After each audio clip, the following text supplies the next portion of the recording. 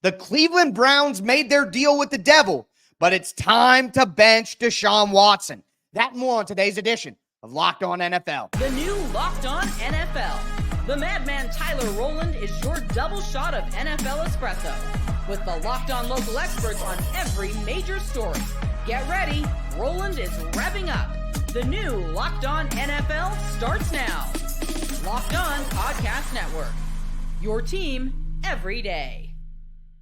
Football fans, welcome in to the Locked On NFL podcast, bringing you a double dose of the NFL's biggest stories with help from our local experts to know your favorite teams like no one else. I am your host, the madman, Tyler Rowland, joined today, as I am every single Tuesday, by Locked On NFL expert Lauren Cox. On today's show, we're going to talk about why the Chiefs are still king, but they do need to make a trade. We're also going to talk about why Russell Wilson and Joe Flacco need to be the starters for their team. But we're going to start with the situation brewing in Cleveland with the Browns. I'm going to tell you why they need to bench Deshaun Watson, whether the owner looks like a fool or not. Before we get into that, I do want to thank you for making Locked On NFL your first listen of the day and for being an everydayer here with us at the Locked On Podcast Network, where it is your team every day. Make sure that you tune in to the afternoon version of Locked On NFL as well and step into the barbershop with Tony Wiggins. Today's episode is brought to you by Game Time. Download the Game Time app, create an account, use the code Locked On NFL for $20 off your first purchase.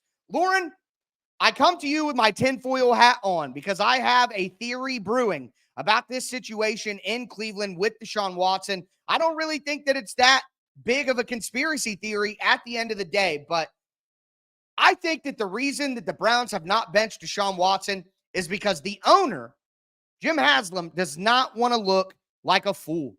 I think when you look at the contract that the Browns gave Deshaun Watson, the guaranteed $230 million, I think it's pretty clear that that move was mandated by the owner. The owner said, you go out and do whatever it takes to get Deshaun Watson. I want a franchise quarterback. And now they will sacrifice a good head coach in Kevin Stefanski. They will sacrifice the culture of the locker room. They may even sacrifice a good general manager in Andrew Berry just to support the owner's bad decision to go get Deshaun Watson. So I think that's why they will not make this move. But if the Browns care whatsoever about the culture of their football team, they need to sit Deshaun Watson right now.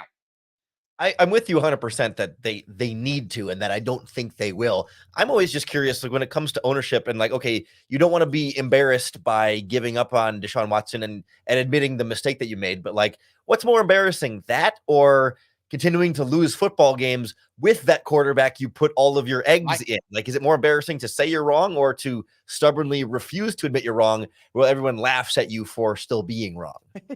Yeah, it's doubling down on your mistake, and I think that makes you look even more foolish. And I think a part of it, too, is Jameis Winston is a lovable character. He has these hilarious sound bites and stuff like that, but I think he's a guy that the locker room would rally around, just like they rallied around Joe Flacco last year. And I think not only would it be salt in the wound for ownership to see the Browns play better with another quarterback, but to see the team rally around another guy. Those players clearly do not like Deshaun Watson, which that's a long list at the end of the day. But I think it's more than just Watson is not good and that Winston would play better. I think it's that the team wants to play for Winston, and that would make the mistake feel even worse. And my guy, Locked On Browns, is going to tell you exactly why that's the case. But this franchise right now is operating at a level of insanity. Deshaun Watson is not that guy. Deshaun Watson couldn't carry Deshaun Watson of 2020's suitcase with two hands and wheels on it. He is not it. I understand there was a major investment monetarily, compensation-wise, hurting your fan base, hurting your home city. All of those things you did. And you want to know what? You have a chance to look good right now, Cleveland. You have a chance to look good. You need to sit Deshaun Watson for this week, and most likely you need to never start Deshaun Watson again. Oh, my guy, Jeff, going through it in Cleveland. Look, at the end of the day, Lauren, we joked about this before we popped on, but the Cleveland Browns situation and Deshaun Watson's situation, I think it might be proof that karma exists. That's all I got to say about that. The whole thing is strange for me because, like, what was the point of bringing in Jameis Winston and Tyler Huntley and still having Dorian Thompson-Robinson? Like, they had one of the deepest quarterback rooms in the NFL this preseason where you're like, wow, they got all sorts of guys you should like. And now, okay, Watson's been terrible. Isn't this the whole reason you brought in those guys? And maybe it speaks to your original point. GM is trying to save his skin by saying, hey, I'm going to get these other quarterbacks in here because I know Watson's going to be bad, but he can't make the Watson change until ownership lets him. But at least he has the backup plan so he can go to Haslam and say, hey, see, these guys could be pretty good if you're ready to give up on Watson. Yeah, I mean, will they let him do it? Will they sacrifice Kevin Stefanski in the process? A lot of questions there, and I don't know if it's getting better anytime soon because at the end of the day, Lauren, you can't fire ownership. So that's I feel bad for Cleveland Browns fans having to sit through this and pay for their owner's mistakes. But with that being said, there's another mistake on the horizon.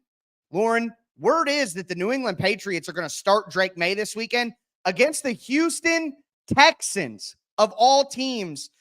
Lauren, I got to tell you, as a guy who covers Caleb Williams, you saw him have an excellent performance this week, really starting to get things on track. We heard your sultry voice on yesterday's show going over that performance.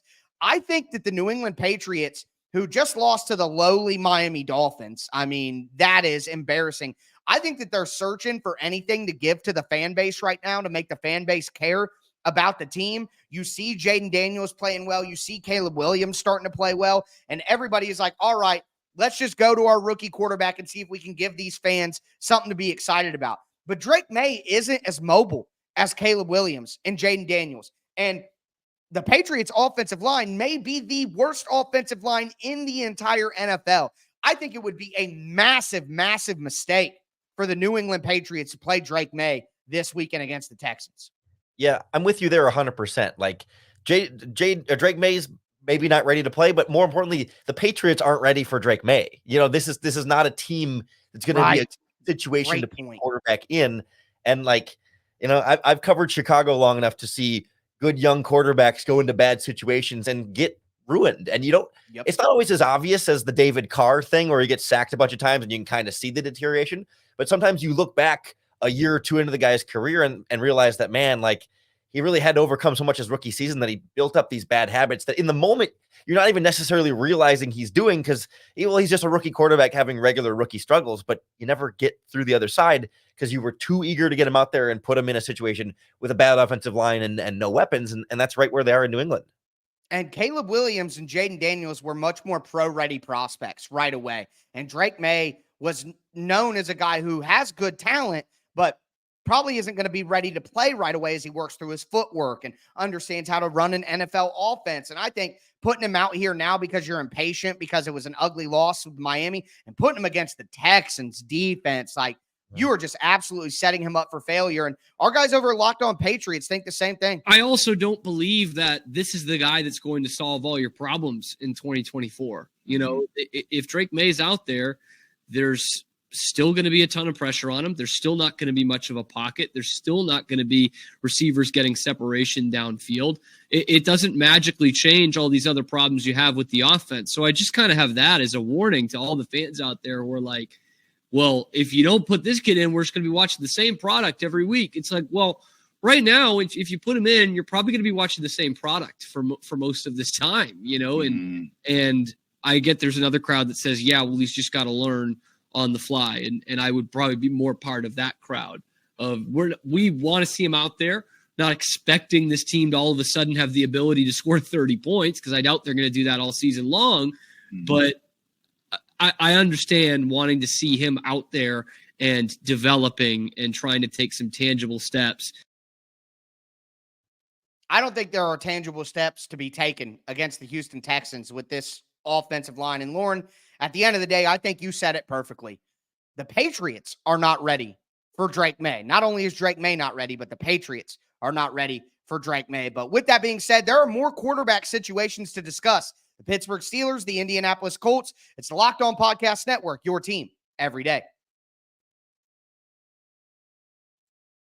Today's episode is brought to you by FanDuel Sportsbook. Hey, NFL fans. Yep.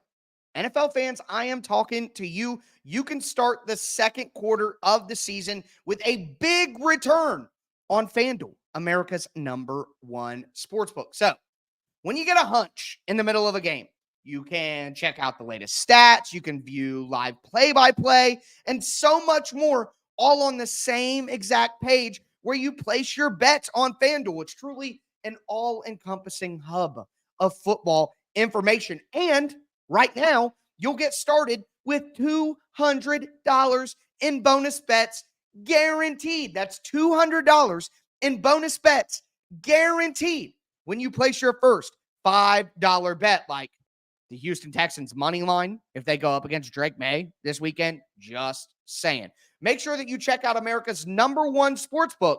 Go to FanDuel.com. Today's episode is also brought to you by Hillsdale College. Time is our most precious commodity, so don't waste it scrolling through the same mind-numbing content for hours and hours. How can you spend it wisely to improve yourself?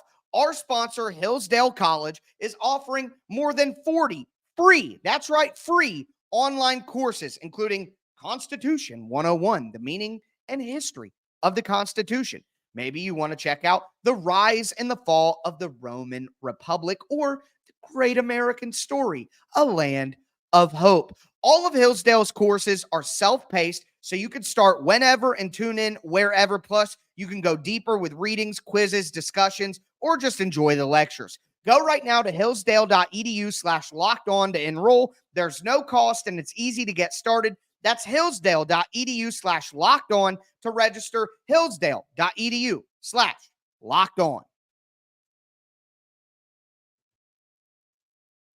All right, Lauren, let's continue today's edition of Locked On NFL. We talked about the Cleveland Browns needing to sit Deshaun Watson down if the owner allows them, and how the Patriots would be wrong to play Drake Maye even if they're not having the best season. But now we got to look at some veteran guys, not so much, younger guys, or I know Watson's in that veteran category, but the Pittsburgh Steelers just took a really, really tough loss to the Dallas Cowboys, where they forced a ton of red zone turnovers. They hold the Cowboys to 20 points, despite the Cowboys going up and down the field and Dak throwing for 350 yards.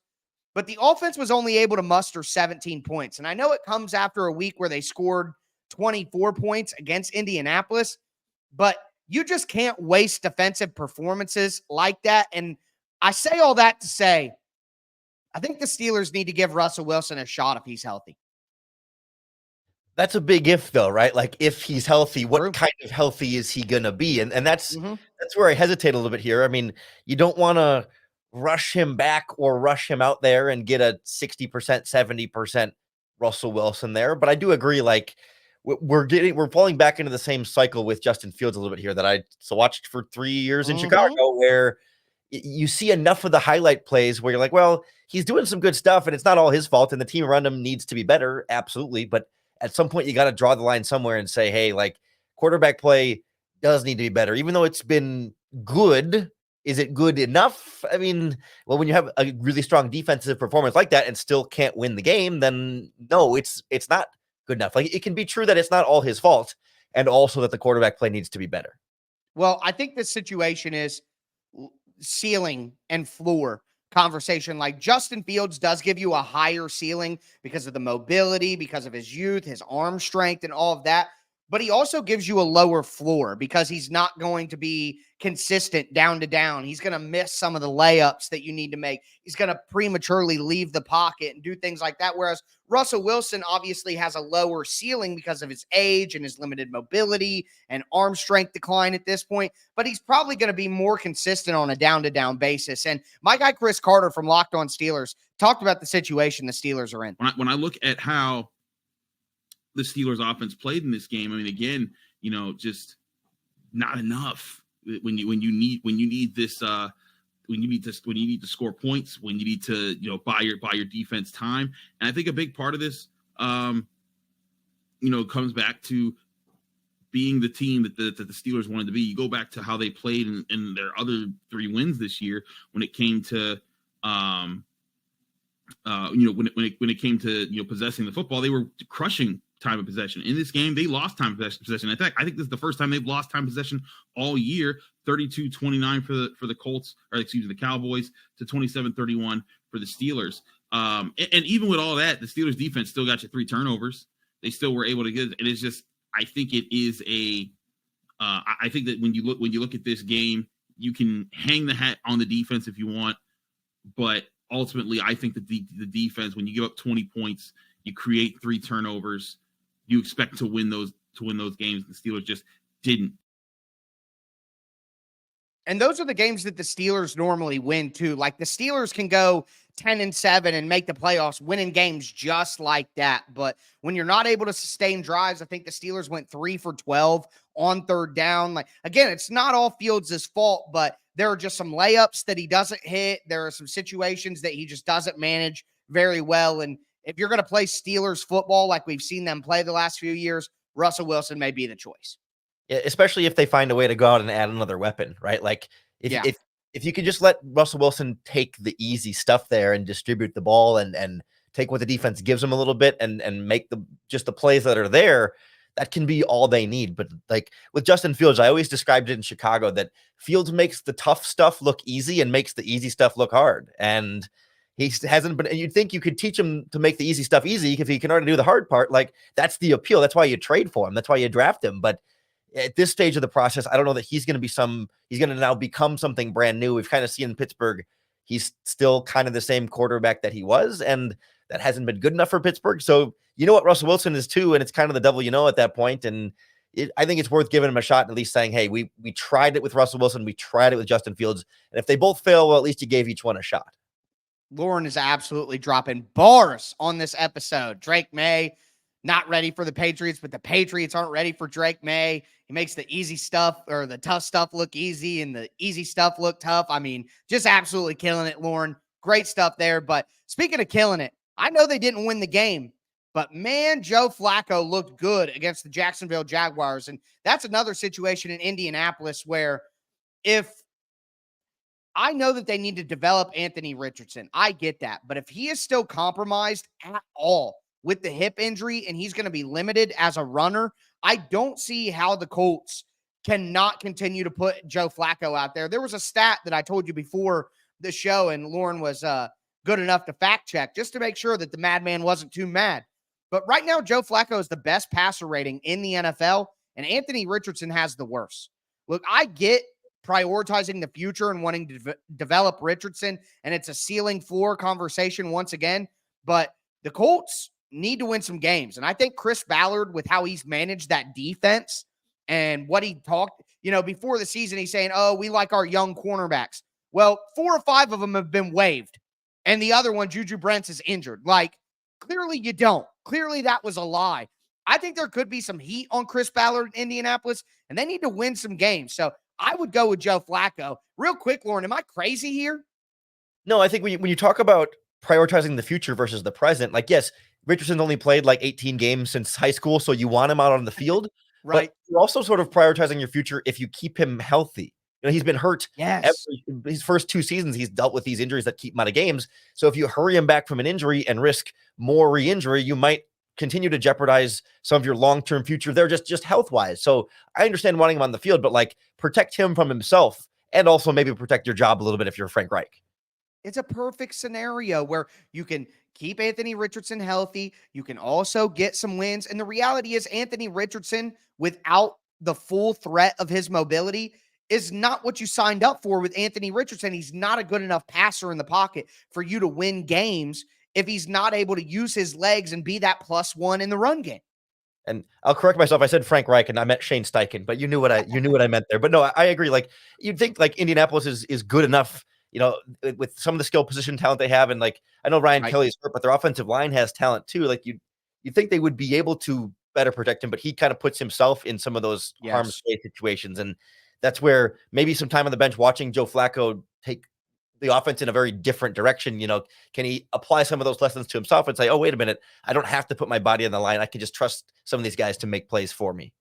And look, I don't want to give any home cooking here. If you pay attention to my coverage of the Titans, I certainly do not do homer content. I probably lean the other way a little too much according to my fan base, but the Titans do statistically have the number one defense in yardage in the NFL. And Jeffrey Simmons is going to be back in the lineup. Harold Landry has 4 sacks. Tavondre Sweat may be the defensive rookie of the year through 5 weeks. Like, that's not overselling it.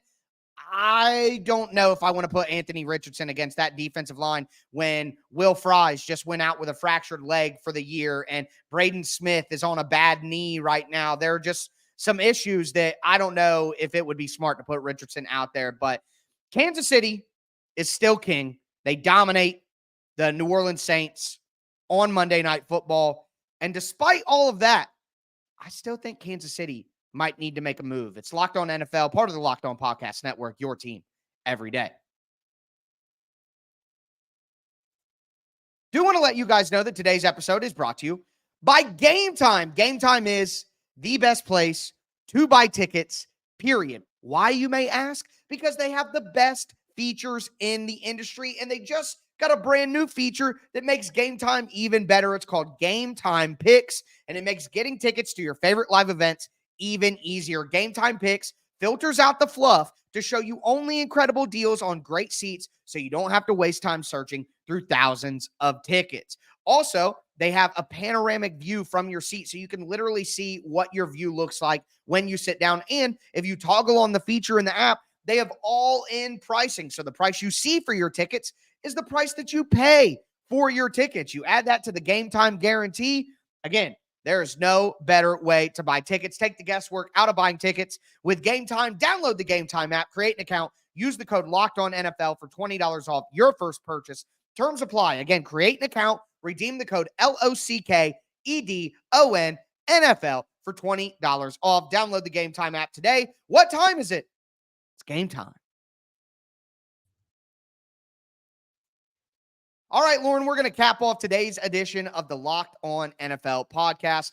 Talked about a ton of quarterback situations to start the show, but there's one team here where we don't got to worry about the quarterback situation at all, and it's the Kansas City Chiefs with Patrick Mahomes. A 26-13 win for Kansas City that, quite honestly, outside of the Rashid Shaheed long touchdown from Derek Carr, never really felt in doubt for Kansas City. I just got to say this. There's a lot of people who bring up Patrick Mahomes' ADOT, which was like under 5 in this game. Like, he only threw like 2 passes past 15 yards. Bring up some of the advanced data on the offense and the red zone struggles and all of that. Look, I don't care about any of that at this point, Lauren. To me, it's like, LeBron James. Like, I'm not worried about LeBron James in the regular season. You get LeBron James to the playoffs, and he's going to be able to play. Like, it's just, I think people just get bored with how good Kansas City is. They're 5-0. And if you look at some of the conversation around them, you would think that they're 2-3 or something like that. Like, let's all just be realistic here. Kansas City is at minimum going to be in the AFC Championship game. They're most likely going to be in the Super Bowl once again. They're most likely going to three-peat once again. And I think all this hand-wringing about Kansas City's advanced analytics and all that, like, it's just boredom with how good that they've been the last few years. No, I agree. Like, you'd think we would learn one of these years that, like, oh yeah, when they're still winning all their games, what do we really need to be concerned about? Like, I think we got into some of the same stuff last year. Like, somehow we were down to the Chiefs, late in the season last year, even though they started the year 6-1. You know what I mean? Like, people were like, the sky is falling in Kansas City because they lost like, what was it, 4 out of 6 or something like that, and all of a sudden the formula is broken. It's like, no, like, relax. They should have earned this by now, that things are fine, and they find ways when you have the best quarterback in the NFL and one of the best head coaches, if not the best head coaches in the NFL, you can make up for almost everything else. Yeah, absolutely. With Andy Reid calling the plays on offense, Steve Spagnuolo on defense, like, they're going to be just fine. But we're going to throw it to my guy, Chris Clark from Locked On Chiefs, to break down the win. And your Kansas City Chiefs end up 5-0 on the season. At this point, one of the hardest schedules per DVOA going into this game, and they end up winning against the Saints 26-13. Huge win headed into the bye week. There's going to be a lot of stuff to talk about in this game. One of the biggest storylines for me, though, is Kansas City's run defense continues to dominate. 2.4 yards per carry for Alvin Kamara on 11 carries. Ran the ball for less than just over 25 yards. He had 26 yards on the night. That is huge for this defense. Mahomes played almost flawlessly. He was very good throughout the entire night. I'm not putting the INT on him. He hit Juju in the hands. Juju popped it up in the air. Colin Saunders returned the ball. Mahomes was very good in this game. His mechanics look like they're getting better, and he's starting to trust his line a little bit more. That is going to be a storyline, and we're going to talk a lot more on Locked On Chiefs later tonight. Couple of different things I want to say. That Saunders interception, the big man, running 15 miles per hour at 320 pounds. If you look at some of his like off-field exploits, he's doing back handsprings into back tucks at 320 pounds. It's just absolutely wild. But let me just say this. Juju Smith-Schuster had 130 yards. So it's hard to be like, oh, you know, like that's not good enough, blah, blah, blah. But the Chiefs were poor in the red zone. They have struggled a little bit in the red zone. And Travis Kelce is clear. He had a good game, one of his better games of the year, 70 yards. But I don't think Travis Kelce is quite the consistent playmaker that he has been in recent years. With the injury to Isaiah Pacheco, with Rashee Rice most likely being out for the season, I do think that Kansas City needs a playmaker that can win in the red zone one-on-one.